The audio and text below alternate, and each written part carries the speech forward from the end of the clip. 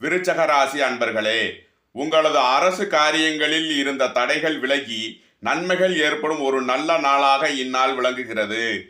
வேலை வாய்ப்புகளில் தடை ஏற்பட்டோருக்கு புதிய வாய்ப்புகள் இன்று கிட்டும். உங்களது பயணங்களில் கவனம் தேவைப்படும் நாள். விருச்சகத்தை ராசியாக கொண்ட விசாகம் 4ஆம் பாத நட்சத்திர அன்பர்களுக்கான பலன்கள். போட்டியாளர்களை வெற்றி கொண்டு சாதனைகள் புரியும் வாய்ப்புகள் ஏற்படும் ஒரு நல்ல நாளாக இந்நாள் விளங்குகிறது.